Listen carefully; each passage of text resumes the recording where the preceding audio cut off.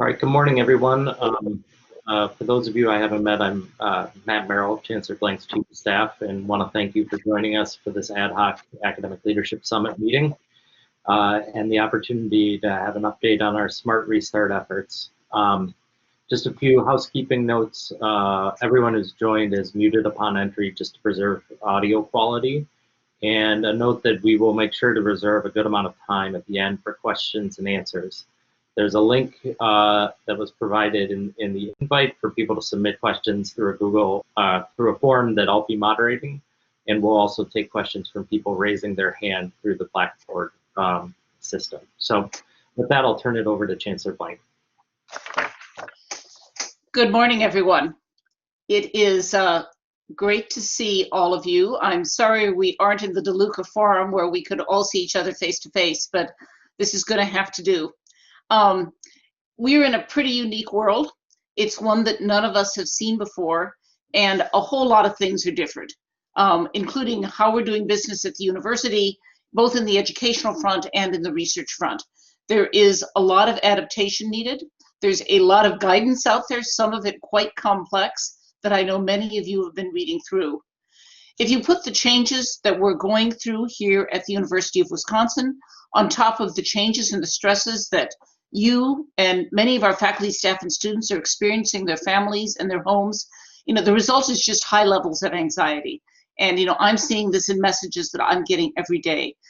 People are responding with a little more emotion, a little more anger, a little less dispassion than usual. And as leaders around the university and leaders of your units, I suspect that many of you have experienced that as well. And I just want to start by saying there are times when we all just have to take a deep breath for ourselves and for others and say, look, it's a really unique time, and we've got to figure out how we get through this. That said, there's been an extraordinary amount of resilience and creativity across campus. And again, I'm sure many of you have seen this in your unit. Just one example, last spring when we closed down and announced that we were going virtual, there were some faculty who were pretty panicked because they didn't know how to do that. Some of those were in the School of Music, who wondered how in the world they were going to teach piano to students who didn't have pianos in their homes and couldn't come into campus. So they got busy reaching out to alums and to community members, and within 24 hours, they had portable keyboards for every piano student who needed one and continued their piano instruction. Now, I know all of you have stories like this as you've been preparing for the fall. Everyone is doing things that we would have said 6 months ago, can't get that done in the next year. So, anyone who tells you that universities are now adaptable and are too hidebound and can't move fast, I think we proved them wrong. But it has taken a lot of dedication and a lot of hard work to get to where we are. We want to create this opportunity this morning to update you on what we've done since we last met in June, and to give you a chance to ask questions, to make suggestions. You are the leaders on campus who are charged with helping your units operate through this pandemic and into the fall. But things will continue to change as new knowledge comes in about this virus and how it operates. We don't have all the details or all the answers to your questions, and some of the answers may be different a month from now than they are now. But we are working hard to both get to where we need to be and to keep up with the changing science. There is lots of information on the Smart Restart website. If you have not been there and read through that, you really need to do that. It is being updated regularly. Note that we've also started sending a weekly update that almost everyone in this web room should be getting. And we are holding town hall meetings with multiple groups of students, parents, and staff to give them a chance to hear from us and to ask questions as well. So here's what we're doing today. I'm going to make a few overview remarks, and then we're going to have 5-minute presentations from 5 different groups. First group, instructional and classroom issues. That's going to be the provost and vice provost, Steve Kramer. Secondly, second 5 minutes, Norman Drinkwater is going to talk about our testing program. Most of you know Norm. He's our emeritus vice chancellor for research, and he has really been working with everyone to put together the testing protocols for this next fall. Thirdly, Vice Chancellor for Student Affairs, Laurie Reeser, and the Head of University Health Services, Jake Baggett, will talk about our public health issues and efforts and student life on campus. Fourthly, We'll talk about facilities and HR. That will be led by Vice Chancellor for Finance and Administration, Lauren Heller, Al Fish, the Associate Vice Chancellor in charge of facilities, and Mark Walters, who's in charge of HR. And then discussing the research reboot is Vice Chancellor for Research and Graduate Education, Steve Ackerman. Each of those 5 groups has 5 minutes to share just a few key updates and answer the 2 to 3 most common questions that they are hearing. We are quite committed that this is not going to take more than half of our hour and a half, maybe even a little less, and we will then turn it over to you and spend at least 45 minutes answering questions and responding to your comments. So let me start by just a few comments with a broad overview of where we are. So we are tasked with carrying out our mission here in the midst of a global pandemic where our knowledge about that is evolving weekly. And our primary commitment is to be as open and honest with the community as we navigate these challenges. And we are going to remain open. We are willing to modify our operations as we learn more and as the science advances. On the research front, we believe it is imperative to keep as much research operating as possible. This is the career of our faculty. As you know, we shut down a substantial share of our labs in March with the uncertainty that was surrounding the pandemic at that time. We are reopening many of them, and our goal is to have most of the labs open by the beginning of September. Other research has resumed as well. All of this is operating somewhat differently with health protocols in place, and there's some types of research, such as certain types of ethnographic or home studies, that simply may not be possible over this period. On the education front, similar to research, we want to run as full a curriculum as possible, and we are doing that, but we're running it in a hybrid manner. And I think all of us here in leadership believe that there is a huge value to providing as much in-person instruction as we think we can do safely. Virtual learning works well in some environments, and it is simply necessary in some cases. We can't teach a 500-person class unless we go to Camp Randall, and we're not going to be doing that in November. But many types of learning are better off face-to-face, and that is why we're trying to offer as many smaller classes face-to-face, albeit physically distanced and masked, as possible. And as you know, a good part of the student experience here at UW happens outside the classroom. There will not be as many events, as many student organizations meeting this year as in the past, but having students on campus, even if most of their interactions are in smaller groups, is valuable. It allows students to meet others from different backgrounds, from different countries. It allows them to have some of those intense one-on-one conversations with peers, exploring beliefs and exploring their career thoughts. It gives them a sense of being part of this institution. And I will note, even if we were not operating with any in-person classes, we believe we would have a substantial majority of our students here in Madison in any circumstance. Our graduate students largely live here, and among our undergraduates, many of them, as last spring, are continuing to take up their housing contract and will be here. And we think it's better, if they're going to be here, that we are actually running testing, interacting with them, messaging to them about masking and health protocols. So, we are pretty committed to this hybrid model and are, think that we have things set up in a way that will make it work. Key elements of what this fall is going to look like, you all know this: widely available COVID testing with targeted testing for some groups, universal mask wearing in all indoor spaces and where physical distancing is not possible, physical distancing in all classrooms and office spaces, measures to reduce overall campus density. We're going online as of Thanksgiving, so the last 2 weeks of the semester will be online, and we will be regularly releasing a dashboard of COVID information here on campus on a weekly basis.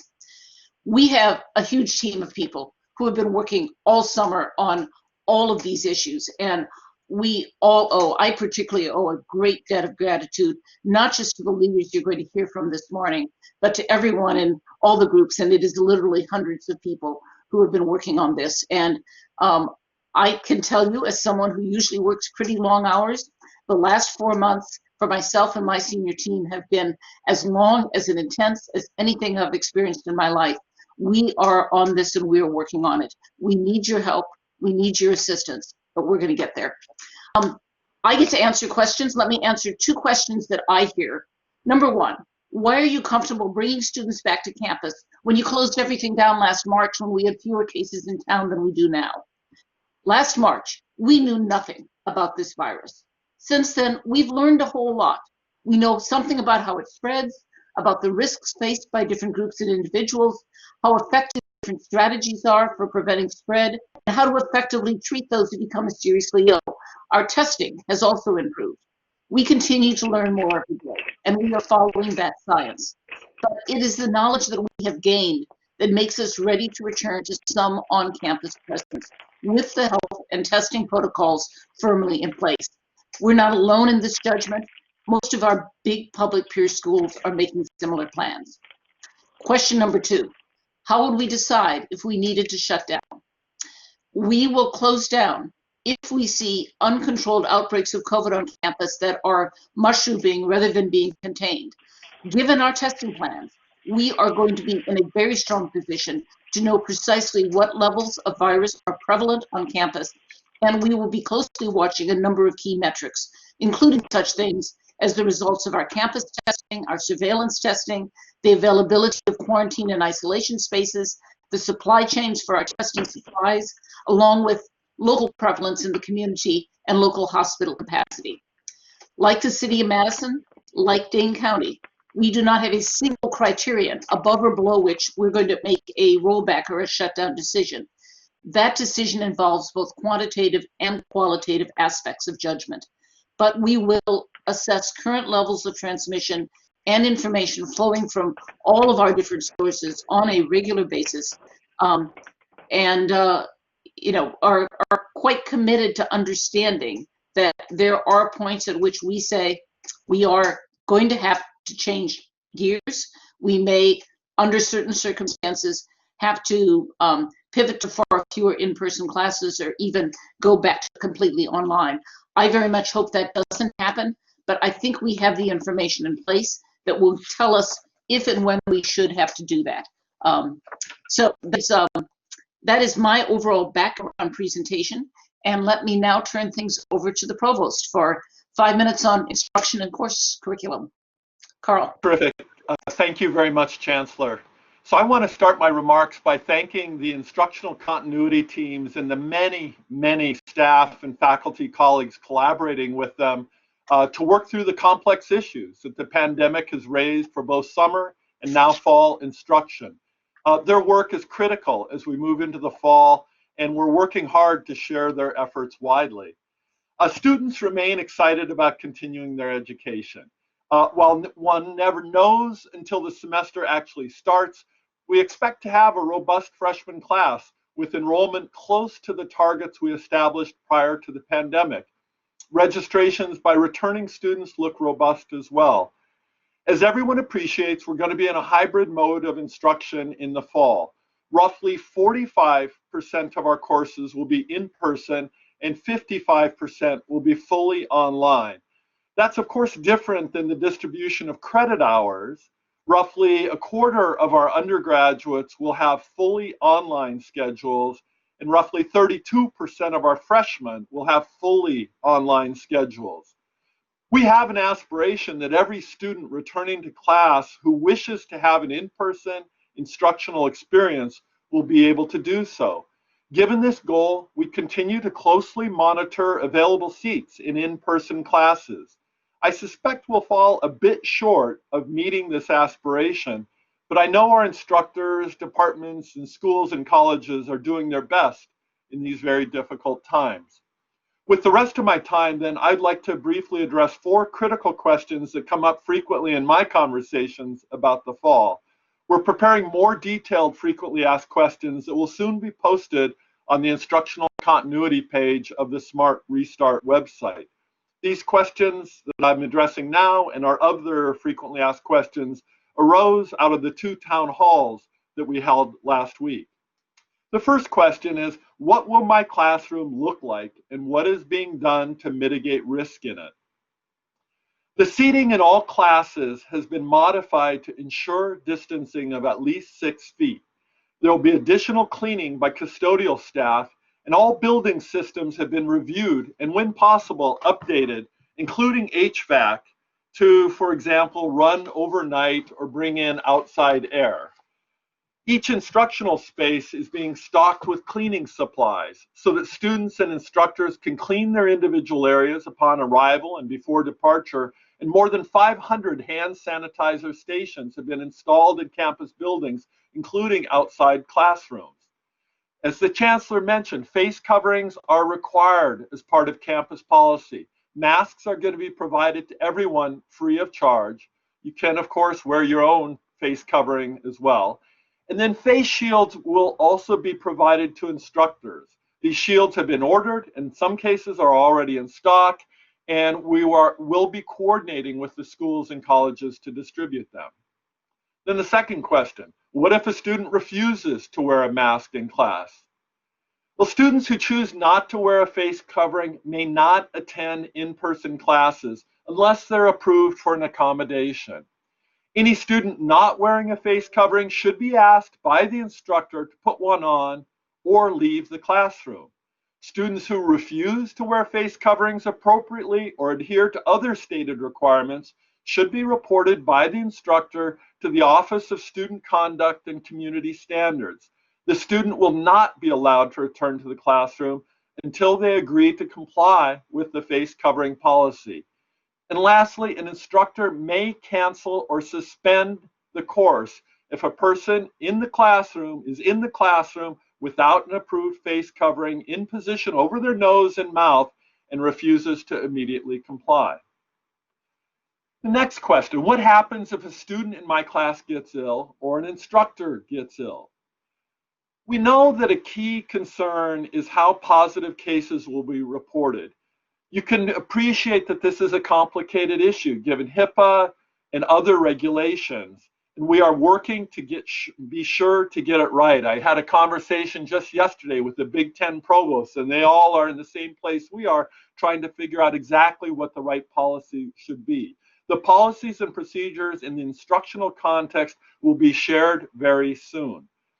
But a positive case is not going to require an entire class to be quarantined. As mentioned, all in-person classes will follow physical distancing guidelines, and all participants, instructors, staff, and students will be required to wear face coverings. As such, classrooms are not considered close contact for the purposes of contact tracing. The CDC, Public Health Dane County, and our School of Medicine and Public Health experts are clear that transmission occurs from long duration exposure to the virus from someone within 6 feet. Now, if an instructor tests positive, which we really hope will not happen, we will handle it in a manner similar to other situations involving instructor illness. Departments will be asked to find coverage by a colleague or other qualified instructor. TAs will be notified of these changes through normal departmental policies. If a student tests positive or must be quarantined because of close contact with another person who tests positive, we obviously want to support their academic progress and success. We ask instructors to share plans for students who may become ill or quarantine in their syllabi, similar to as they would do in other semesters for known illnesses such as the flu or mono. Details of these expectations and flexibilities, as well as students' individual situations, will of course vary from course to course. Our instructional continuity teams would welcome the opportunity to help or offer advice. We also ask students to reach out to their instructors as soon as possible if they become ill or quarantined and they're unable to continue their coursework as planned, in order to make alternative plans for how to proceed with the course. Additional recommendations on how to support students are being developed and will be shared next week. Last question, very short. What resources are available for instructors to help them be successful this fall? Whether your courses are fully remote, blended, or in person in a physically distanced format, there are a wide variety of resources to support your course planning, design, and implementation. Please go to the Instructional Continuity website on the Smart Restart page to learn more. We're also holding 2 more town halls, 9 a.m. Monday and Wednesday next week, where we will provide additional information. So we look forward to answering other questions, but I'm going to turn the microphone over to Norman Drinkwater, Professor of Oncology and Emeritus VCRGE who will be talking about testing. Okay, thank you, Carl. As many of you who've seen stories in Inside UW and elsewhere know, we have established a three-part plan to do testing for the COVID-19 virus on campus. Just to briefly talk about those three parts. First, we will be setting up a number of sites on campus where any member of the faculty, staff, or students can go and get tested free of charge for COVID-19. Jake Baggett will talk more about those on-campus test sites in a moment. Secondly, we will be testing all of the residents of the dormitories on a biweekly basis throughout the time that students are on campus. In addition, dorm students will be tested on their arrival at UW-Madison with the suggestion that they lie low for the first couple of days until the test results come back. The third piece of our three-part plan is a surveillance program that will allow us to truly know what the prevalence of the virus is on campus. So that surveillance program comes in two parts. First, we will be establishing cohorts of about 1,000 UW-Madison faculty, staff, and graduate assistants who will be followed longitudinally and tested weekly to monitor for the presence of the virus. The other part of that surveillance program is to have 300 to 500 undergraduates randomly chosen from those students living off campus come in for testing at one of the on-campus test sites each week. Those students will be provided some incentive to do so, and the combination of those two programs will allow us to very accurately estimate the prevalence of COVID-19 on campus. In fact, given the sizes of those two groups, we would be able to see a frequency of viral infection as low as 0.3% with some degree of accuracy. So in order to perform all that testing, we needed to establish a testing lab on campus. It was not possible to depend solely on outside vendors for those tests. So we were very fortunate in establishing a relationship between the Wisconsin State Lab of Hygiene and the Wisconsin Vet Diagnostic Lab in order to do so. So as many of you know, the State Lab of Hygiene is a clinical diagnostic lab that has a statewide mission to perform a wide variety of human diagnostic tests. The Vet Diagnostic Lab is very experienced in performing tests exactly of the type that we will be doing for COVID-19 and has the capacity to expand so that it can perform the testing that we needed on campus. So in order to do that, we had to get approval for the State Lab of Hygiene to extend its authorization to do human diagnostic testing to the Vet Diagnostic Lab. We, in fact, just got that approval last Friday. So we've been building the new laboratory within the Vet Diagnostic Lab. It's required significant equipment as well as personnel, and they're well on their path to being able to perform testing at the level of 6,000 to 10,000 tests per week beginning in September. Now, it is a complicated process setting up a new lab like that, and we anticipate that that until the Vet Diagnostic Lab is fully up and running, we will have some testing needs on campus, and those testing needs will be served by contracts that we have with outside vendors, including Exact Sciences, to perform tests as needed until the Vet Diagnostic Lab is able to take up the full load of campus testing. So as you will appreciate, this is a very complex area that moves rapidly, and we are continuing to evolve our testing strategy as new developments occur. So for example, we're exploring currently a pooling strategy that would allow us to screen a much larger number of campus members, depending on the prevalence that we see in our surveillance program. So let me very briefly address just a few questions that come up frequently in conversations about the testing program. First of all, what kind of test are we using? We're using the reverse transcriptase PCR test that was originally developed at the CDC, but we're modifying it to provide for higher throughput and also to allow for unsupervised collection of samples. Those approvals will have to go through FDA, but we can continue to use that test as the approval is obtained. So how are we monitoring off-campus students? Well, I talked about the surveillance program, randomly choosing 300 to 500 off-campus undergraduates to come in and get tested each week.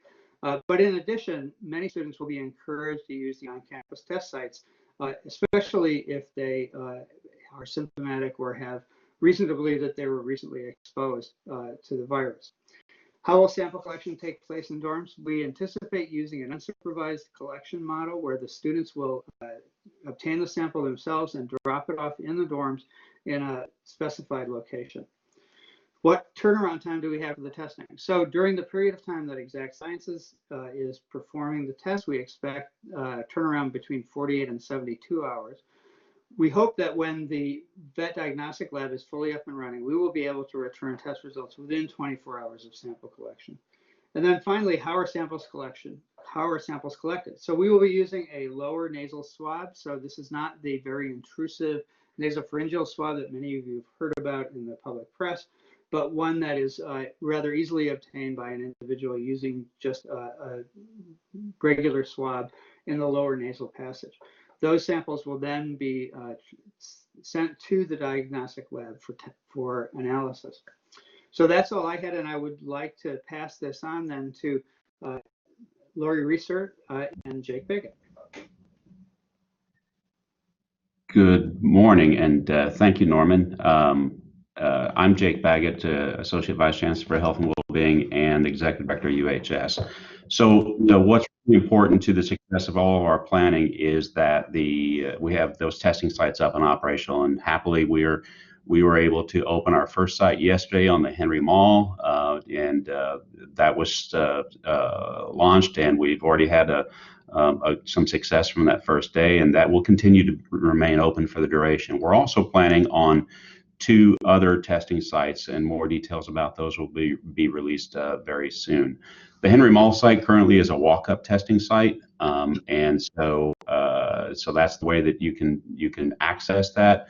But you would need to use a scheduling process to schedule an appointment. There are multiple appointments available throughout the day, and they're scheduled in 5-minute increments. That process, very much like the Dane County Alliance Center site, will allow us to move people through efficiently, as well as avoid queues that might develop otherwise.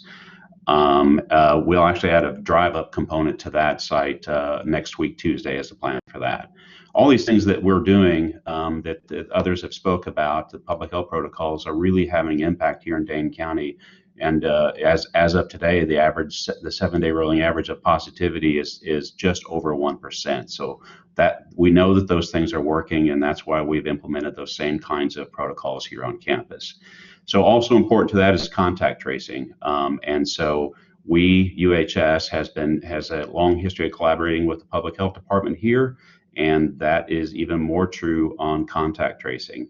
So working with them, with their protocols and their training, but focused on our campus, we've onboarded a number of staff that are specifically focused on contact tracing for the campus. Actually, as of today, we have 42 staff that are focused strictly on that effort. The other thing that I wanted to speak to is around isolation and quarantine.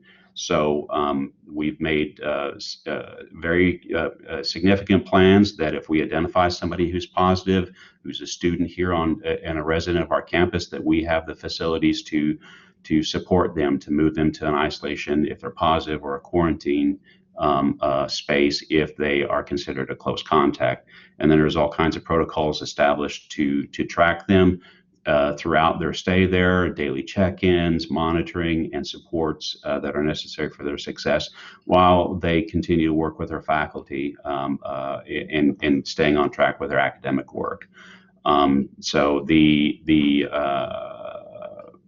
other thing that we wanted to talk about is the positive case protocols.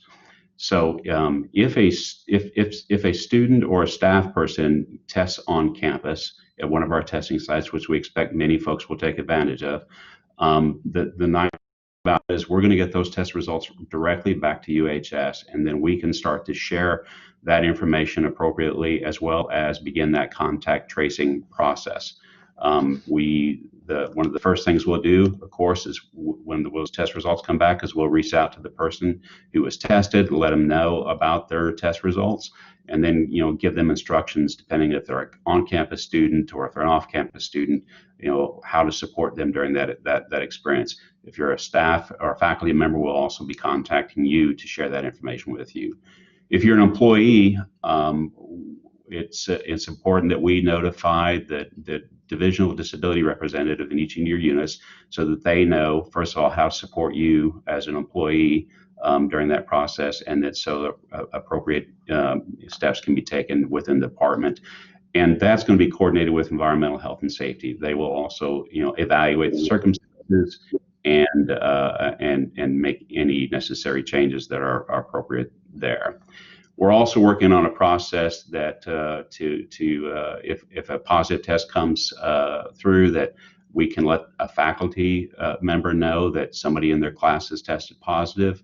And so that information will be shared. We can't share the specific person's identity because of privacy, but we will provide the student with some documentation as part of that contact tracing process that they can share if needed to support them during that period of time, that 10 to 14 days that they might not be able to be in person in class. Because of those physical distancing protocols and the face coverings, as was mentioned earlier, that shouldn't cause others to need to be quarantined under those circumstances. But we'll evaluate each circumstance specifically to make sure that we're managing those appropriately. We'll also make sure that the students recognize they need to contact their faculty members and maybe their academic advisors to get support during that process as well.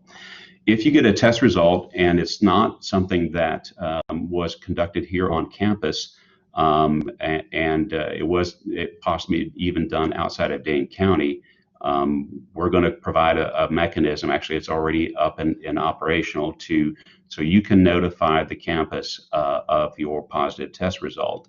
It's an email, covidresults@wisc.edu, as well as a phone number that you can call, 608-890-0000. I think there's another zero at that, but that number is posted so you can report that, and we can go ahead and begin that notification process to support you and the department during that period of time. So one of the questions that frequently comes up is what happens if I get a positive test result? Obviously, depending where that result is, if you hear from campus, we'll already be initiating those protocols. But the most important thing for you to do is, if you're at work, is to go home and stay away from others, to follow that isolation guidelines that you're going to get from the contact tracers, and let your supervisor know so that they know not to expect you in the office, and we'll support you through that process with the contact tracing process.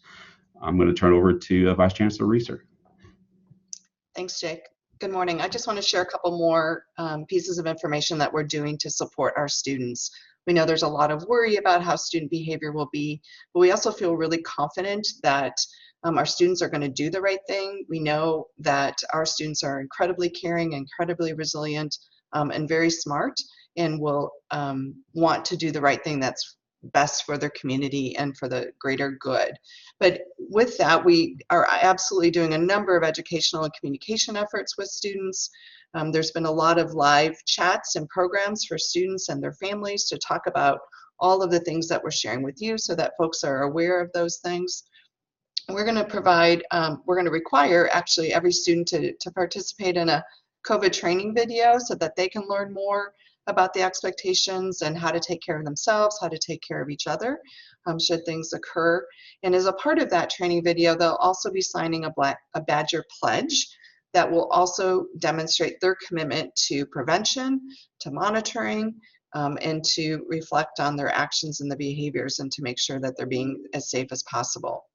Every student in the residence hall will be provided a student safety kit that will include a mask and some hand sanitizer and additional educational information. And then those safety kits will also be available in the university bookstore for free for all of our off-campus and graduate students as well. So again, we're going to continue to do a public campaign about this information. We also have a few support systems in place. We're going to hire students to be peer public health ambassadors, so that especially during these first 6 weeks, we'll have students available throughout campus. So if a student forgot their mask, we'll have some masks available. If there's questions, if there are concerns that need to be addressed, or provide additional support for faculty in the classroom. So we'll have those peer public health ambassadors available throughout campus. The Dean of Students Office will also be available. Last spring, we had a lot more student of concern requests or information filed, and we'll be amping that work up so that if faculty or instructors are worried about students, then there will be an easy form for them to fill out, and then we can do that additional follow-up with students. We're also certainly making sure that our mental health services are out there and available. A lot of those programs will be virtual, but we'll also have some in-person work available too. And then we're providing some event guidelines for our students, and we're trying to find the right balance between absolutely monitoring and following public health guidelines and providing opportunities for safe engagement for our students. As the Chancellor indicated at the beginning, that's one of the reasons we know why our students want to come back. And I believe the more safe opportunities we can find for our students to engage will hopefully minimize opportunities for not so safe behavior. So we're looking at trying to provide some tents outside so student organizations would be able to gather. We know from the research that being outside is safer space than being indoors. So we're trying to be as creative as we can to provide those opportunities for students and to provide that additional support. We're also being really attentive and thoughtful about additional support for our underrepresented students. We know this has been a very difficult summer. There's been a lot of trauma in our country with the racial justice initiatives that are happening, and we want to make sure we've done a lot of outreach to our international students this summer because, gosh, that's been a hard group of students with a lot of things changing. So we've done a lot of outreach to them, and we want to make sure that we're especially reaching out to our underrepresented students who don't often feel welcome and that they belong on this campus, and to make sure that they still have those communities for connection and support. And then finally and lastly, there will be accountability. As the provost indicated, we're going to ask faculty to ask students to put on their mask. If they don't, then we want to report that information, and we'll continue to hold students accountable if they're not following these guidelines. It is imperative that everybody follow these guidelines, and we will hold students accountable, and there will also be a process for student organizations. So if there are student organizations who make decisions that are not safe and appropriate, then there's processes to hold them accountable as well, and that will also all be led by the Office of Student Conduct, and there will be incident report forms that'll be easily accessible, so if anybody can follow a report, the more details and information that we have, the better that allows us to follow up. So I will stop there and pass it on to my colleague, Lauren Heller.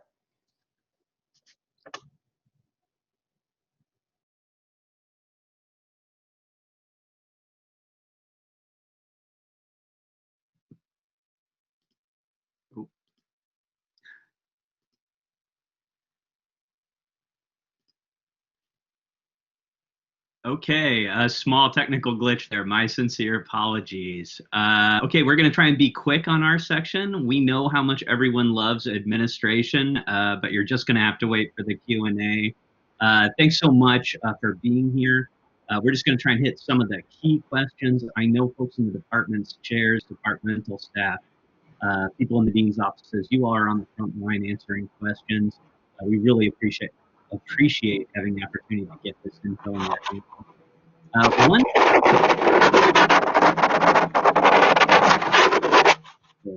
Okay, thank you. Super quick one, PPE. To say a very non-CFO-like thing here, we will provide free PPE for anyone who needs it. Right on our website, there's an easy-to-use order form, so simple even a vice chancellor can do it. Get a hold of gloves, face shields, hand sanitizer, cleaning, disinfecting supplies if you need those, other than the ones that are being provided for you in the classrooms. So Al Fish is enjoying a very well-deserved day off today. So actually we're ably assisted by Jay Bieschke and Margaret Tennyson from FPNM. And then Mark Walters from OHR, they're going to hit some of the key items for you folks. Let me hand it over to Jay.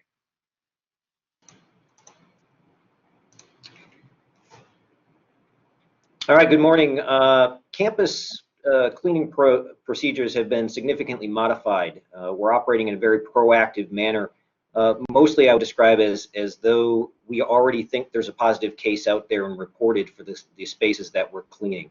The cleaning and disinfecting of academic and research spaces is a layered strategy which is intended to exceed CDC guidelines.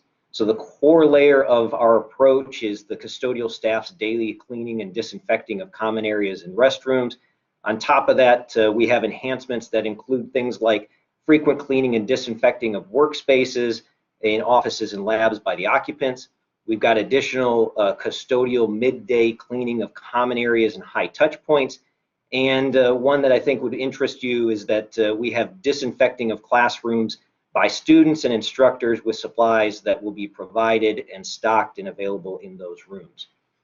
Pedestrian traffic flow across campus is a concern. The potential for congestion and close contact is something we all need to be conscious of. And we really all want to operate with the basic principles of mask up, spread out, and keep moving. Whether it's in a building or outside a building, we want to keep that flow moving so that people aren't in close contact. And we're positioning more than 500 hand sanitizers across campus. Those are actually headed out right now, and you'll start to see those. We've been adjusting building operations, including the operation of heating, ventilation, and air conditioning systems in order to reduce the potential for airborne exposure. So while droplets have been the primary concern and focus for transmission, we've been assuming that air transmission is sufficiently likely, and we've been increasing the outside air and the ventilation through our systems as much as practical.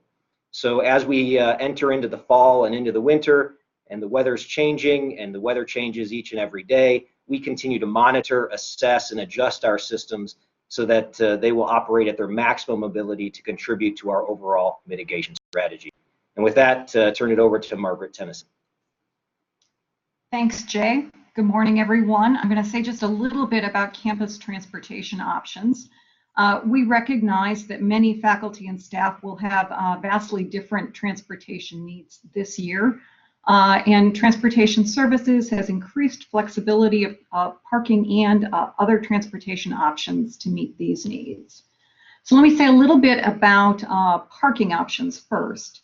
So in addition to the traditional base lot permit program that we always offer, we've expanded our flex parking program. This is our pay-as-you-go option.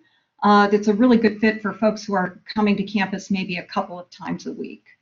In addition, we've introduced a new multi-day parking pass program. This is a 5-day-long parking pass program that can be used in any campus visitor parking facility. In addition, we will continue to offer temporary visitor parking that is available to anyone on campus who is coming to campus infrequently. And perhaps most important, we are going to be processing permit applications throughout the year. And what this means is if, for example, you apply for a flex permit in the fall and later in the year your needs change, you'll be able to go ahead and reapply for a different kind of permit later in the year. As for public transportation, we will be resuming full campus bus service on August 23rd, and Madison Metro will be increasing its service level on the same day. For all buses, both on and off campus, capacity limits and face covering requirements will be in place in accordance with Dane County's phased reopening guidelines, and all buses will undergo daily deep cleaning. Finally, we are working with Madison Metro to add buses to our campus routes to compensate for the rider capacity limits that are in place. And with that, I'm going to hand it over to Mark Walters from Human Resources. Yes, good morning. Thank you, Margaret. Mark Walters, I'm the Chief HR Officer for the campus. There's an area that continually comes in, a lot of questions about it's about flexibility and accommodations. And as we know, our employees are continuing to be challenged by many of the issues that hinder their ability for success in their UW roles, whether that's medical issues, childcare issues, or frankly, just being concerned about coming back to or working on campus. And so we're really taking an individualistic approach, talking with employees and seeing what their circumstances are, and trying to find options on how we could address those areas. And it really is an individualistic, individual approach. And I think in most cases we have been successful going through that.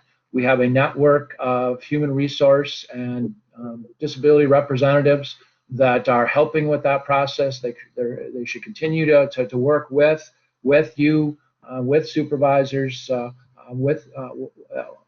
working with employees, and we don't have a magic solution that will solve all those issues for our employees, but flexibility is key. We've been indicating that we really need to be flexible with employees so that they can be successful in their role for the UW, but also handle the things that they're dealing with on a personal level.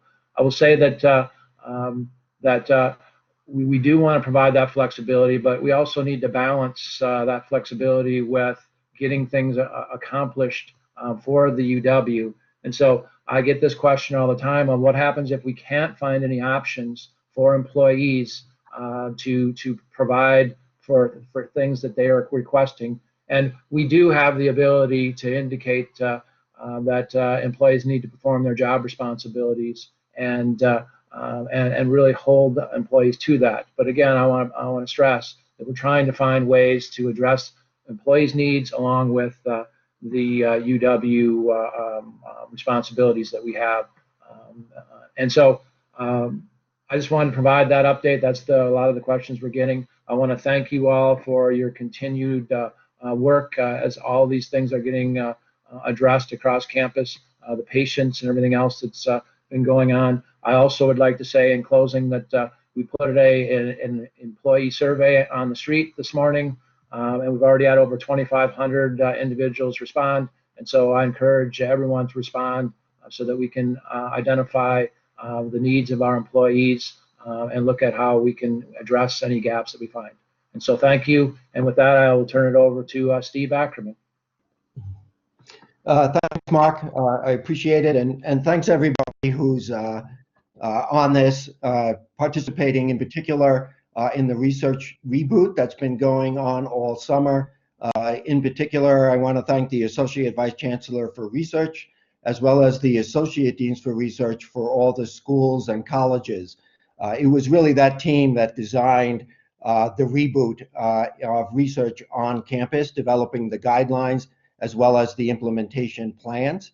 As you probably know, we went through different phases. We are currently in phase 2. In the previous phases, we were basically saying if you can do your research remotely, you must do it that way. Now we're in phase 2, which is a continued expansion of research, where we're recommending that if you can do your research at home or remotely, you should continue to do it that way. But we do understand that there are times when people might have to come in for a day and do some work, research work on campus. The great thing about going last, or the downside, is that you're looking at the clock and thinking, oh my goodness, I better be quick. So I'm not going to go into the details of the different phases. I'm going to jump right to the questions that we typically have been getting. The upside of, again, going last is many of the questions have already been touched upon by the previous speakers. I'm going to do just a couple that are really specific to research. I also want to point out that we do have a frequently asked question page on the research reboot page. One question we've been getting is with regard to parking. Margaret already touched a little bit about that.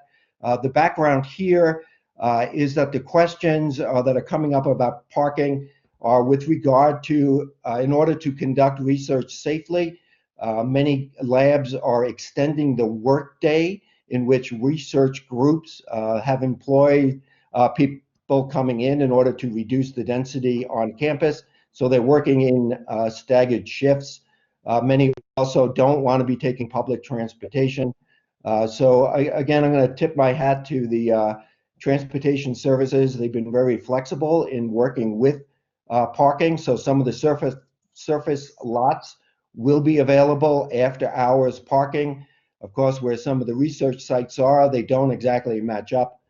So we are recommending that they take a look at one of the new passes they have, where for $45, there are evening parking permits that are valid after 4:30 p.m. So that's, I think, a good option to help address some of the issues with regard to research that's being conducted off of normal hours. They also have a night surface lot parking permit. That's a little bit more expensive, on the order of $130 per year instead of $40 per year. We're also getting questions about PPE ordering processes with regard to research, recognizing that PPEs are now being distributed very broadly. And again, I think the centralization of ordering the PPEs is a good thing, and that'll be done for research as well, so we can monitor the availability all the way across campus. And then the other question that we're getting, as you might expect, since research has been going on throughout the summer, there are questions about what happens when the undergraduates return to campus and they start coming to class as well.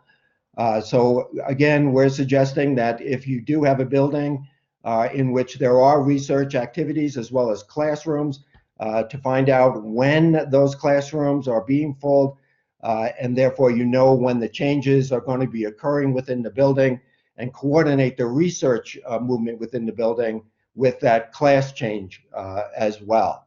We're also suggesting that signage be put up in the building where we have that mixed usage in order to steer students who are attending in classes away from the research areas. And so with that, I'm going to, again, thank everybody who has really played an active role in rebooting research. I want to point out that, yes, some research has stopped, but a lot of research has continued and has been very successful. As one metric, in response to this pandemic, we have had 38 new grants associated with COVID-19, totaling about $24 million, and there are 286 pending as well. So a lot of activity going on. And again, I appreciate everybody, and I'm going to turn this over to the monitor to deal with questions. All right. As we move into the question and answer period, people can raise their hand through the Blackboard system. It's the small button at the bottom of your screen with someone with their arm up. We will move you into a presenter status so that video can be enabled and you can ask a question. While we start with that as a first step, I will ask a question which came in through the website. So graduate students who have been offered TA appointments for in-person sections, some are turning them down because they're concerned about safety, or that they would be exposed in such a way that would put them into quarantine for 14 days and thus impact their ability to continue their research. What is the right and appropriate message for graduate students who are faced with these dilemmas? And at what point, if any, will we be authorized to move face-to-face sections to remote instruction if we can't find qualified TAs willing to accept office?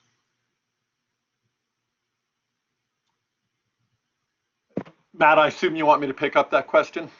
Yes, sorry. Good. All right, Carl here.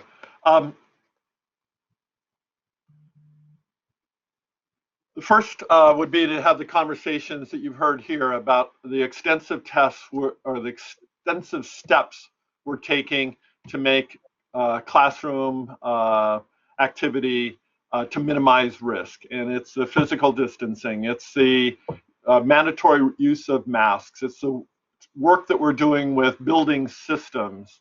It's the extensive testing we're doing on campus so that we can isolate and quarantine symptomatic but asymptomatic people, colleagues who carry the virus.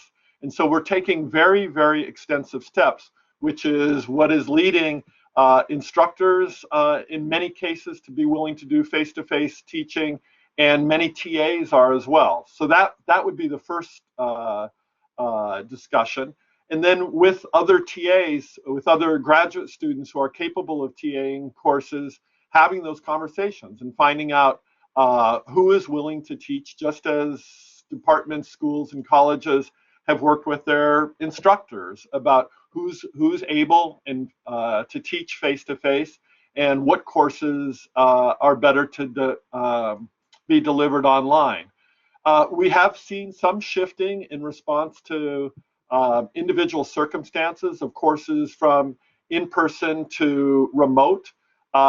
We've seen less shifting, but we've seen a bit of shifting the other way from remote to in-person as people see this extensive steps that are being taken. And then I'll just repeat the thing that we started with, and that is, and that the Chancellor mentioned, that for a lot of students, the in-person experiences are very important. They perhaps do not have living arrangements that allow them to have quiet places to study and learn. They do not have access to technology.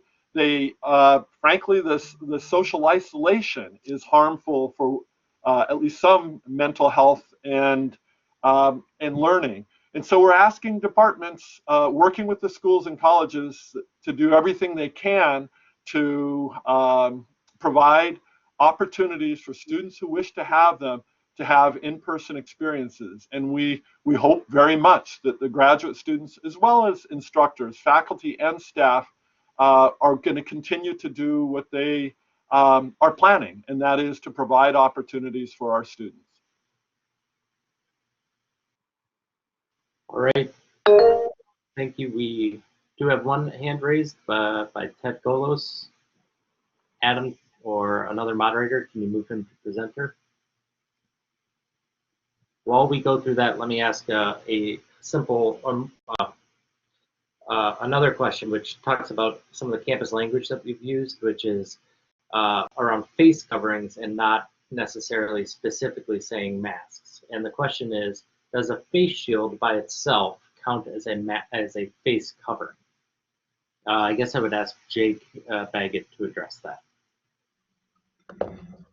Thank you. Yes, that's a great question. And right now, a face shield by itself does not achieve the same results that a face covering itself will do. So they're not necessarily an equal substitute. So that's something that is a frequent question, and you'll often see where face shields are used that people are using both face shields and face coverings. But I think the commission will want to add something to that. Can I jump in on this one? Yeah. I just want to remind people that we have more than just simple face shields.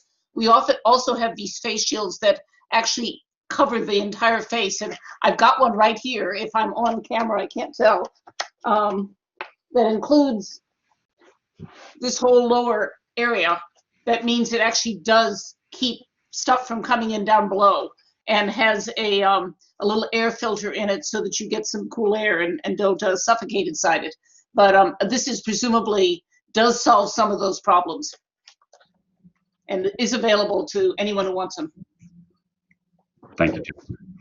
Thanks to the engineering design program for that.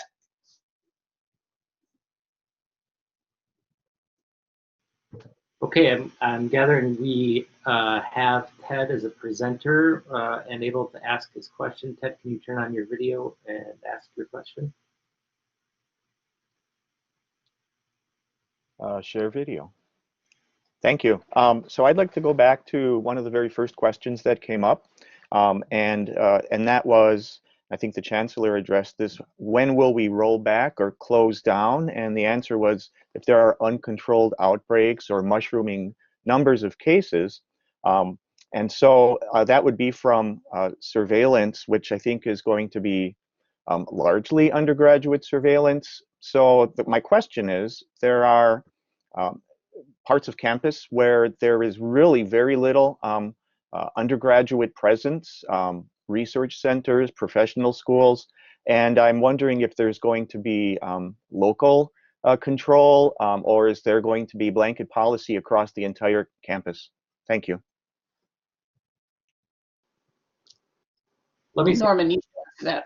Let me suggest, Norman, do you want to talk about the details of the surveillance program, and then perhaps, Chancellor, you can touch on the question of local versus Right. central. So we actually, as I said before, the surveillance program has two pieces. One is the undergrad piece where we're looking at 300 to 500 random undergrads that live off campus. But the other really is faculty, staff, and graduate assistants who are working on campus in research centers, in departments, schools, colleges, across the many buildings that we occupy, in particular for the research program. So the way that that's designed, we will have at least 1,000, somewhere between 1,000 and 2,000 individuals set up as cohorts of 10 people who share a work environment. And that each cohort would consist of a mixture of faculty, staff, and graduate assistants. So that would allow us to not only look at the overall prevalence of infection in those three populations across the campus, but would also give us some measure of what the prevalence is within specific areas of campus. So large research complexes that are at various points in the campus. So we'll be monitoring that. Each of those people will be tested weekly, and so we'll have longitudinal data on that. And that will give us a good sense of what the prevalence of infection is in many different parts of the campus. Did that answer your question, Ted? Or part of your question? We might have lost him off the presenter list. I think the other part of the question was, would it be possible to shut down just portions of the campus as opposed to the campus as a whole, depending on where the infections occur? And that's a higher level decision than me, so I'm passing that back to you guys. Can I address that briefly? There are a lot of ways to respond to rising infections, and one is to really focus on the populations where you're seeing that. And the nice thing about our surveillance protocols are that we can tell where in the campus populations we're seeing rising infections. So one could imagine steps focused just on certain groups and not on others. One could imagine saying for a week or two we're all going to go into lockdown and then come back. One can imagine completely closing campus.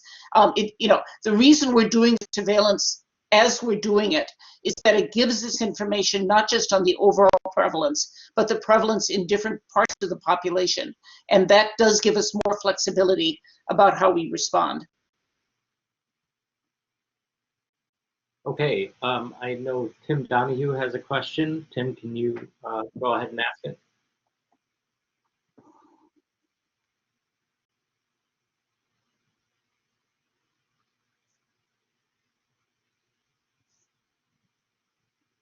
All right, Tim, I don't know whether there's an audio problem, but I don't think we can hear you at the moment. While you try to unmute, let me ask another question which has come in.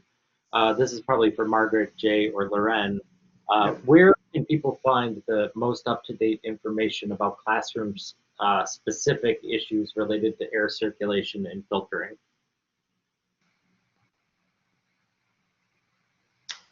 So Matt, I can take this question. It's Margaret Tennyson.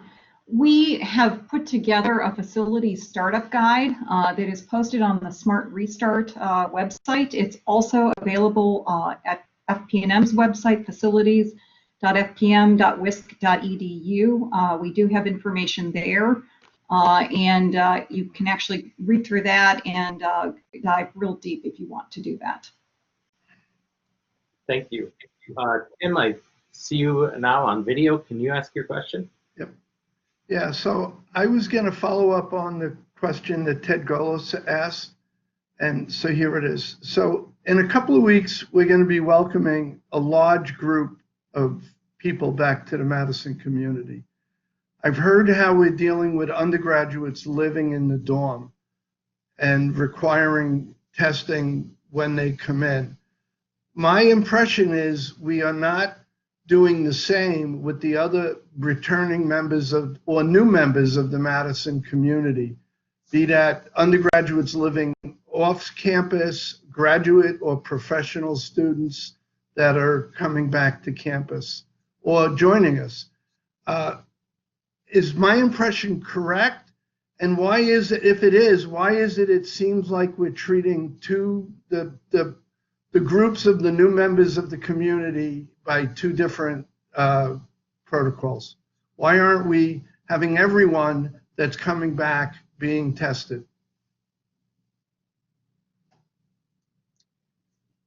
Can I answer the why are we treating some groups differently, and then I'll let Norman answer sort of the questions about differences in testing protocols. So people who live in the dorms are sharing common dining facilities, common bathrooms, and are actually living in most cases 2 to a room. It is you know, a much more crowded and dense living situation than even in apartment buildings where you've got 4 or 5 people maybe living together at most, as opposed to a dormitory. And trying to do regular testing there strikes us as particularly important given the nature of that living environment. And we're testing not just the residents regularly, but the workers who are engaged in the residence halls as well. Norman, do you want to address the question about the other parts of campus? Right. So as Tim pointed out, we are not requiring individuals returning to Madison to get a test prior to coming back to Madison unless they're dorm residents. We will, however, be making testing available to anybody on campus, including those undergrads, for example, who are coming back to Madison through the on-campus test sites. And a lot of this boils down to the communication strategy that will be used with those students. And I think Jake is in a better position to answer that piece, since that's a student health issue. Thank you, Norman. Right. So the testing sites were set up with the intention of making those available to any member of our campus community, or whether you're an employee or a student, and we're not putting any limits on the frequency or the number of tests that individuals might have. So we want to be sure that if folks think that they want a test, that that's available to them. And then I think the other testing surveillance methods, I think, will give us a really good indication of what's going on in the community. We're going to use the testing site data to help also monitor prevalence in the community, and that's been very useful here in Dane County for influencing practices as well. And then in terms of testing before coming to campus, there's no real clear evidence that is going to be an effective strategy. It is one layer of multiple strategies. And so making tests available to those folks when they come for the residence halls is one way to add to that strategy. So again, we have widespread, or will have widespread availability of testing for those who wouldn't want to take advantage of that, and encourage them to do so. And I will say one other thing. Testing, as all of you know, if you've been reading the paper, is evolving on a weekly, if not a daily basis in terms of what's available. We are looking at certain things like pool testing. If indeed, there's approval for by the FDA for tests that are easier and cheaper to administer, such as the spit tests, we are very prepared to expand our testing regime if that seems like something that makes sense, particularly if the testing opportunities expand right now. We are under some pressure. I mean, that testing supplies, as you all know, are not completely available for everyone. And we are strongly encouraged, to try to preserve our testing supplies by using them most efficiently. And we think that the protocols that we put together right now are the right way to do that. So if I can follow up just quickly, and very specific question. Yeah. So in the research environment, we've been very proud, as Steve said, been open and haven't had flare-ups. But in our part of campus, where students come into your labs for a month or two in the fall, we're not getting a clear message about whether we're allowed to ask those students to be tested before they come into the lab, right? And so there's a concern. I will give you a very clear answer to that. We have on-campus testing sites available to anyone, and a lab can establish those protocols if they wish, that any new person who you hire or bring in, you can ask to go by and take a test. That is not inappropriate, and that is exactly why those on-campus testing sites are there. Thank you. I think that's the kind of guidance that faculty in the trenches are really looking for. Okay, I know Judith Burston has a question. I'll ask her to unmute herself and turn on her video. And just to keep things moving, I will also ask a question that's come in while Judith's getting prepared from Mark Walters, which is, what can we do to support faculty and staff who are dealing with childcare and school disruptions? Thanks for that question, Matt. That goes back to what I was saying before about sitting down or talking with employees to see what their individual circumstances are and the type of responsibilities that they have, and to see what kind of flexibilities that are out there, what kind of options, what kind of leave options are available for the individuals. And so it's really it's a specific approach based on the circumstances. And as I was saying earlier, I think that's been generally working. We've been able to find solutions, but we realize that's a huge challenge that's currently facing employees right now, but also when school for the K through 12 going completely virtual. So we continue to try to find solutions in that area. Thanks. Judith, why don't you go ahead and ask your question? So I have two pieces. One of them, I think that it's really important for campus to be communicating with graduate students, especially in response to the earlier question that was about TAs. The graduate students need to hear about all these safety protocols. Faculty need to hear about them because it's very important, and the grad students maybe need to hear slightly separately that they are considered students. I think that's a issue that there seems to be a huge focus on the undergraduates. The other thing to say, and this gets at what Tim was saying, it's really hard when we are leaders of units. I'm a leader of a large unit with a very large and complex instructional program and research program. And the kind of I just heard the chancellor say about we are allowed to ask people to be tested. We need more support and guidance at the low level. So much is being sent down to us, and we don't know what all the guidelines are, and it's complicated. Even just trying to get the building cleaned, someone from the department has to go through and work with the custodial services, and it's a lot of work. I'm really glad that my building is shut down and doesn't have its major lecture operative in any form, because it makes it a little bit easier to manage. But all I can say is it's really hard. And I know you guys are working really hard, and we're working really hard too. So it's not really a question, it's just a statement. And and Judith, let me respond to that at least a little bit. There is an enormous amount of information that we are pushing out at you. And I mean, if you've just been sitting here for the last hour, you've heard all of, and it's complex and it's difficult. And, the first group of people that has to understand that are the people on this call, because you are the department leaders and the center directors. And, I can't emphasize enough, if you have questions, if these issues are coming up and you can't find the answers, you've got to reach out, right? We will get the answers to you if we have them at all. And if we don't have them, we will work on them. But, I know that we're asking, I know what we've been doing in the last 4 months to get all of this stuff together. And we're asking a lot to say, you now have to absorb this and get it out to all of your faculty. If you have specific suggestions of ways that we can communicate that we haven't been, have done and are doing more town halls that I think we've done in my entire past 7 years at this university. And we will keep doing that because I think that's a very effective way of communicating. But, do be in touch if there are some things you aren't seeing happening around communications that you think are important. And your comment on graduate students, and we'll go back and talk about what type of specific outreach have we done. Are there some other things we need to do?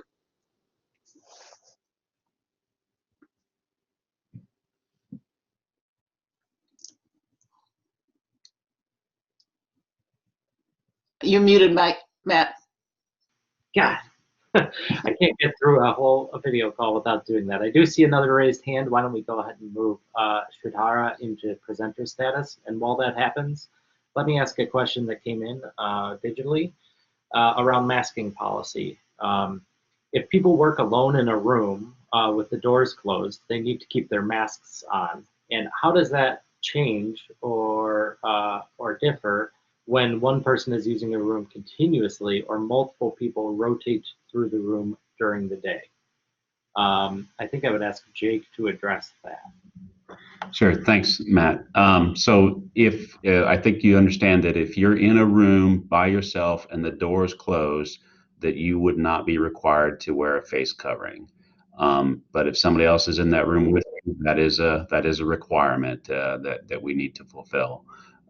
People moving in and out of rooms, as long as somebody's in there by themselves, a face covering wouldn't be required. But most of us who are moving throughout buildings or in different spaces, it's probably a better practice to leave that face covering on if you're not sure that you're going to encounter others walking up and down the hall. So that's the best practice. I don't know if I need to add to that answer or not.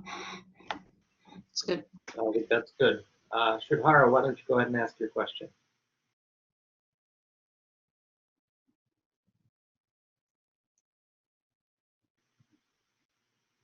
I saw the video feed.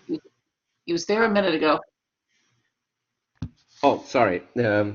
Before we started the planning for classes, we did a survey and asked who all want to teach in person. Things were a little bit calmer in the Dane County at the time, and several people volunteered.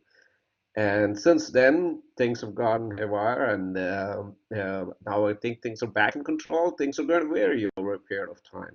But in the meantime, the faculty have had second thoughts. They investigated how to do the teaching, and many of them feel more comfortable doing remote synchronous than in person. And graduate students who register for these courses also selected remote synchronous predominantly. What do we do about the situations right now where there are very few people in person? Most of them are remote synchronous, same sections being taught by people. Do the faculty get to decide which way they can deliver the courses the best? If for pedagogical reasons they feel that it's better to teach remote synchronous for them, should we let them do it, or do we demand that we have to do what we said we would do 3 weeks ago? Carl, do you want to take that one?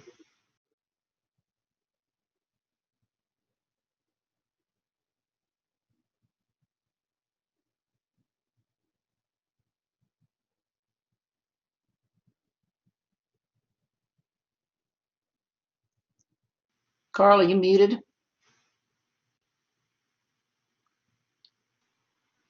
I had an absolutely brilliant introduction to your question. So thank you very much for the question. And I'm sorry we lost the introduction.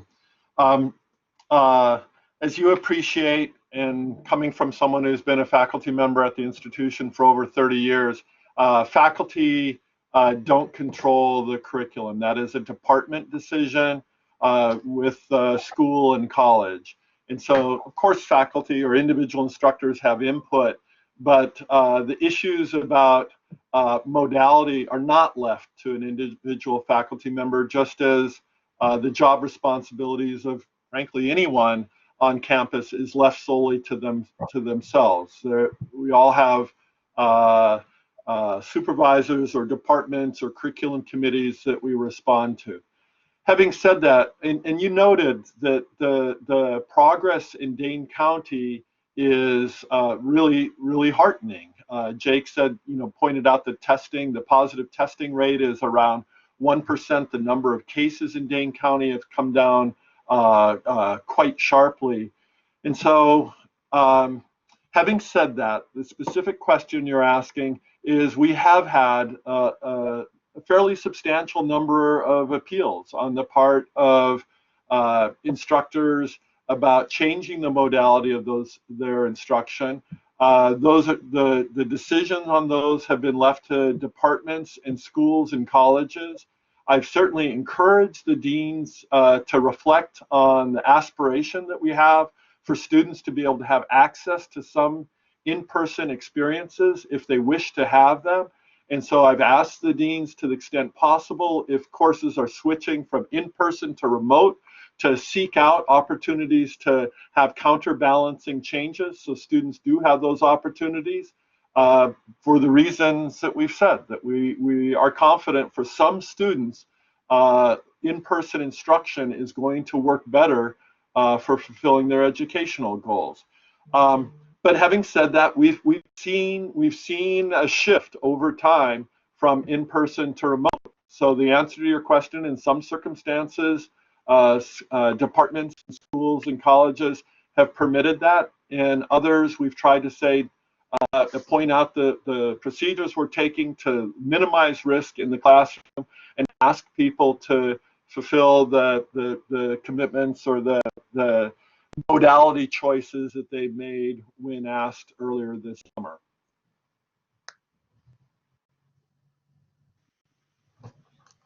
Okay, I see Kirsten Wolf has her hand up and has been moved to presenter. While she unmutes herself, let me ask a question to Lori Reeser, which has come in, which is, given what we saw of student activity early in June with large lines outside of bars and other activities, what gives us confidence that we would be able to expect stronger student behavior in the fall? That's a great question, and certainly one that is on all of our minds. We are working really, really hard to continue to communicate our expectations with students, and the research really shows that students are driven by doing what's right for others, and they're also driven by peer pressure. So we're trying to do some campaign work to have leaders on campus, student leaders on campus, to share those messages of their values and the priorities that they're trying to convey. We're also working with the City of Madison, and especially with the Madison Police Department and other community leaders, to talk about how we can effectively work together. I think that when the city made the decision to close some of the bars, absolutely has had a positive impact on student behavior as well. So it is a worry, without doubt, because we know students developmentally are more likely to take risks and more likely to push boundaries. But again, we're going to do our best to hold them accountable, and we're going to do our best to help them understand the consequences of those behaviors. And the testing and some of that work, I think, will help address all of that as well. Thank you, Lori. Let me ask Kirsten to go ahead and ask her question.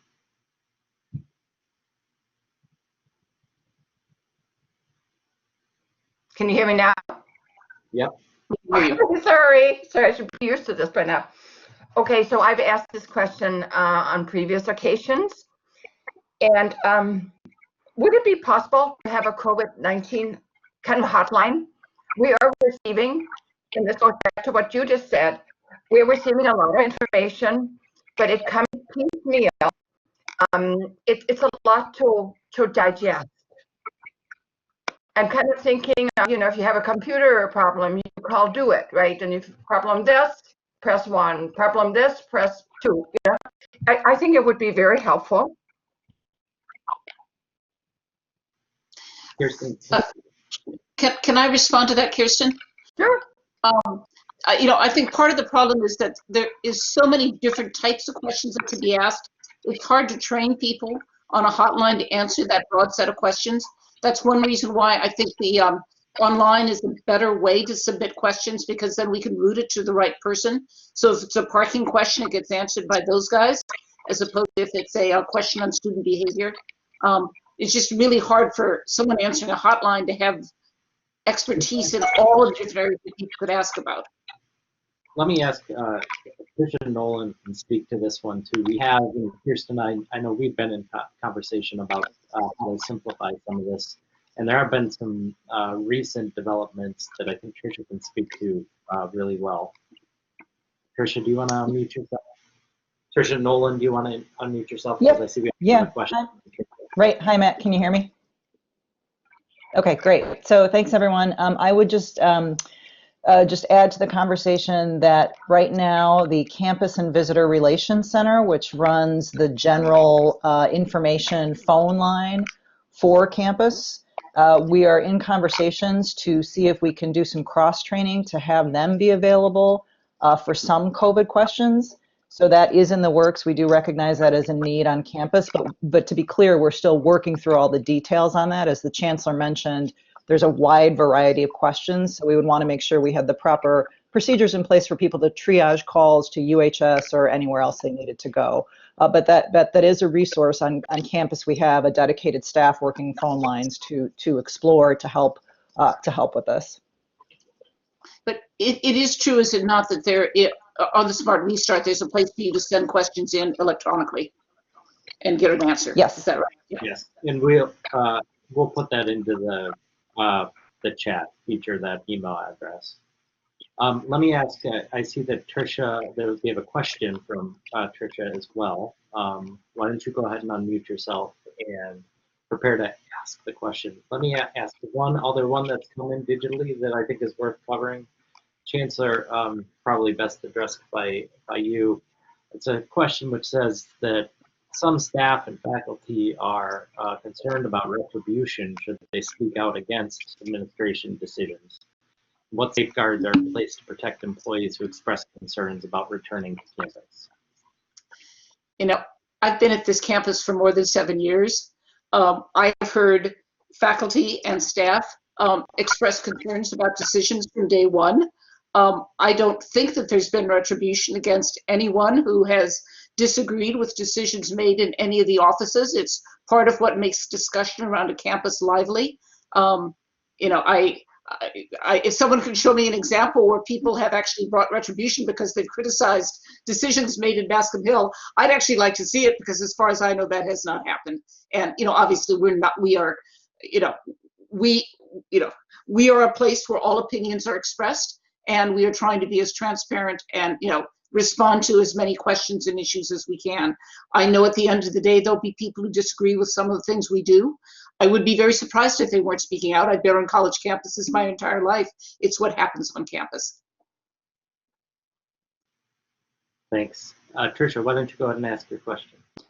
Matt, I hit the wrong button. I'm sorry. No question for There's another Tricia who also has a question. Yes.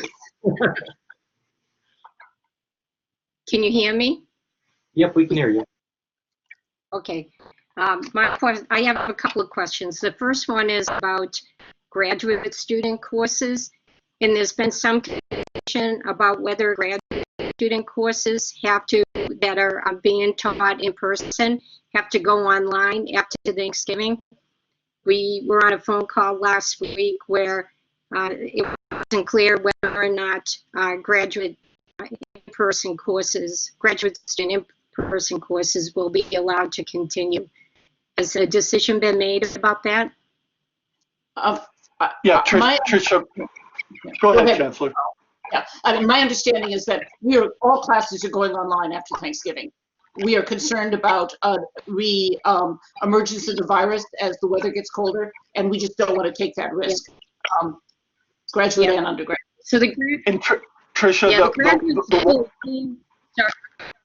the one exception would be for clinical instruction that's needed for the students, graduate students, to make their timely progress toward degree and are required to be face-to-face.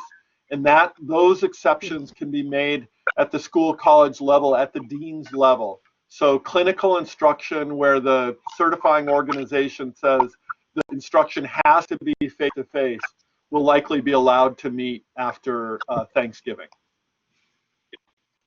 So that needs to be clarified because the dean of the graduate schools sent out an email saying that we were allowed to continue. But then last week on this phone call, then it was raised that no one was.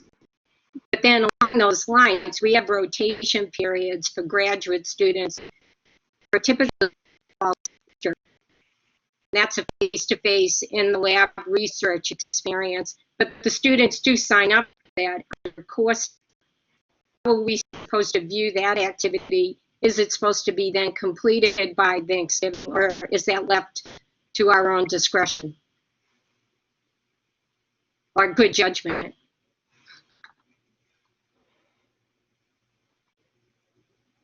Carl, do you have an answer to that one? We'll let us work with the deans of the schools and colleges. My instinct, Tricia, is a course like that doesn't quite fit in the clinical rotation bucket, and then we would encourage that work to be completed by Thanksgiving. But let's, what school and college are you particularly working in? So apply for most students in the biological who Yeah, good, Tricia. We'll work on that through and the get clarification. Okay. And then in terms of building access for a mixed-use building that's primarily a research building but might have one classroom in it, how are we supposed to work with campus and controlling access? You mentioned some, who's the party there for us to contact to try to mitigate undergraduates wandering into the research spaces? Facilities want to answer that?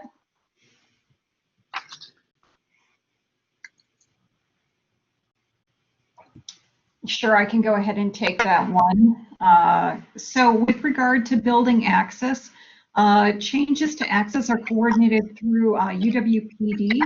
And so to open up a building, the building manager should contact the folks at the police department to go ahead and do that.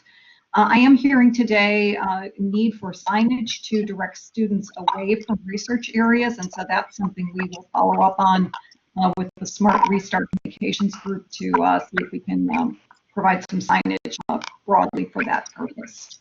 I think the answer is work with the building manager on this one because they have all the connections to answer and work through those questions. Okay. But I'll also add that buildings that have a lot of research activities sometimes have classrooms though, and we need to have access to those classrooms for the instructional mission. And so a building like the Dovery building will have some classroom activity. Building like microbial sciences will have some classroom activity, and therefore students will have to have access to those instructional areas. Okay, I know we are at 10. Is the Badger Market's going to be reopened? Oh, are the Badger Market's going to be reopened? I can answer that one. We are working on the protocols for reopening Badger Markets, and as of yet, I don't think we've made a campus-wide decision, but we'll be looking forward to making that decision and communicating it. Okay, I would vote no, but that's me. So thank you. And I know we're at 10:35. We have one final question after which I think we'll move to close. But obviously, I encourage everyone to use the email address that's put into the chat for any questions that weren't able to be addressed. Let me ask John Dunn to unmute himself and ask one final question for us. All right, thanks very much for taking my question. I'm sorry it's a bit over time, but it's something that came up in the process of the conversation this morning, which has been overall very helpful. A number of our instructors who are teaching in person have expressed to me some concern about what it's going to be like to be in a room of, let's say, designed for 100 people, but let's say it's a FIG with 17 students who are all wearing masks, and the usual protocol in those courses is to have a lot of conversation back and forth. So I'm concerned about how this is actually going to work. And, people have been looking around the web. There's been an article in the Chronicle, for example, about how difficult it actually is to run discussions in that kind of a context. In other words, you literally can't hear people in many cases. So one question, really, it's maybe two questions. One of them is, do we have any data on this? Has anyone actually looked at what it is like to, in fact, teach in this fashion? Have we, for example, visited some classes during summer session to see what happens when we try to teach in this way? And secondly, while we have a really impressive array of resources that have been developed over the last couple of months for remote teaching, do we have any resources that are specifically for teaching in person in this really kind of bizarre fashion that none of us have experienced before? And if not, could we perhaps prepare some resources like that? Yeah, John, that's a fantastic question. And three quick responses. One is, you hit the nail on the head. We're in this pandemic. We do not have experience. We do not have data. And that's why, in some ways, people are saying, leadership, you're being too slow. We need answers here. And there isn't a playbook. And so we're discovering as we go along. And what we say, we want to get right when we say it. The second thing, do we have experience from this summer? Well, as you know, John, we have gone all virtual this summer. So it's no. Having said that, we have had people visiting classes and talking about this, and our instructional continuity team, I'll call, Vice Provost Steve Kramer, Vice Provost John Zumbrun, have been talking to me about exactly what you're talking about, because the classes, they will be different. Students are physically spaced, they have masks. So how do you get that engagement? Because you're hearing the provost say there's a bunch of students who are going to do better in a face-to-face experience, but it's not the face-to-face experience from a year ago. It's this new, very unusual world. And so what techniques, how do we restructure education to capitalize on the ability to be in the same room, but yet through masks? And so, I don't think this is the solution for everyone, but the face masks that the chancellor sported, that's an acceptable face covering. You can project very well. I mean, as you can tell, I'm comfortable shouting, but even people with more modulated tones are able to project very well with that. For other ways of exchanging, it's possible to do it kind of through a combination of computer or verbal interaction. Speaking through masks in a limited way is not horrible, and so, but we will find out. And I am extraordinarily grateful for all of our colleagues who are willing to test this and to discover new ways of communicating and enhancing learning. My hat goes off to all of you for your commitment to doing that, and it will be a fabulous experience. Thank you. Well, thank you, John. Chancellor, do you want to provide any closing remarks? Let me just say, what we've said already. We're throwing a lot of stuff at you. It's going to be a very different and unique fall. We're going to try to do this as safely as possible while still remaining as a community, serving both our students and making sure our research gets done. And all of us at times are going to have to take a deep breath, keep asking us questions, keep pushing back if you don't like the answers. We will keep trying to answer those questions and put the protocols together. Thanks to everyone who's been working on this all summer. Thanks to all of you who are in leadership and are going to be really important people between now and when everything gets started in early September. And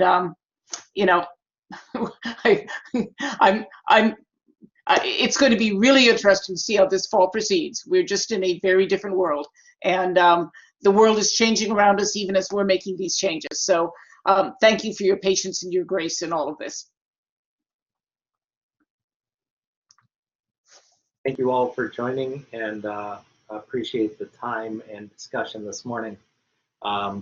We will look forward to further communications, and again, feel free to use the smart restart at bc.wisc.edu email address for anything that wasn't addressed here. Thank you.